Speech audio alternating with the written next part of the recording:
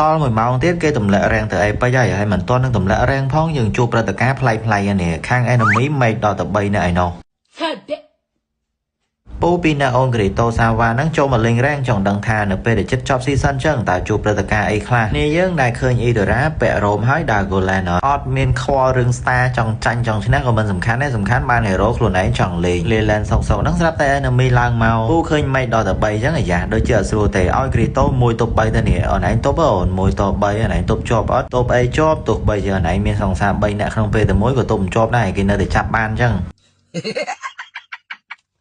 បាននិយាយពីរ៉េងម្នាក់ហ្នឹងសិតតែ immortal ហើយអត់តែខ្ញុំមួយទេដល់ទៅពេលមកជួបត្រាស់ make 3មានអីគេដាក់6-0កន្លែងនេះពូ clear lane ដាក់ noise សិនមកឲ្យប៉ាគីតូចូលមកជាប់បោះអូនគ្រីតូបដ ாய் ពូដាក់ ultimate នេះរះចុះរះឡើងនឹងដាច់បានប៉ាគីតូមួយតែដកមានរួចណាមកជួបនឹងត្រាស់ make 3ហ្នឹងមានអីគេដាក់តួសាយជាពិសេស Idora នេះមក combo bot កមើលទៅស្ថានភាពហ្នឹងដូចជាមិនស្រួលទេ clear lane ហើយក៏ចង់ recall recall ចិត្តបានសម្រេចហ្នឹង Idora មកចេះ skill ឃើញខ្ញុំបាត់ពូ conflicker ផងហើយដាក់ skill ទី2ទៀតគិតថារត់រួចហើយមកជួបការការ៉ាអីណានេះឲ្យរតនានេះចុះឡើង3-1បតកទៀតក៏ ticket លើកទី2របស់ Event Sanrio ជាមួយនឹង website Karina Top Up កុំភ្លេចណាជួយ support ពូដោយការដាក់ពេកជាមួយនឹង Karina Top Up តម្លៃសមរម្យរហ័សទាន់ចិត្តបន្ទាប់ពីរោគរ៉ា early អស់មួយរយៈហ្នឹងគឺថាកន្លែងនេះយើងអាច comeback វិញបានខ្លះៗនេះដាក់ ultimate មកចង់អ៊ូដែលបើក RT ក៏អត់បញ្ហាដែរសំខាន់ក៏មកតែជាបែក Idora លុកពូបានទៅគឺដឹងតែដេញវាយវិញហើយពូណាឃើញ Idora ដូចជា off skill ហើយដេញតាមវាយបដ ாய் តែប៉ះប៉ាកតូនៅមុខនឹងចេះសំណាង flicker ចេញបានសម្រាប់កុំអីដល់បត់កបោះប៉ាគីងោលហ្នឹងហើយ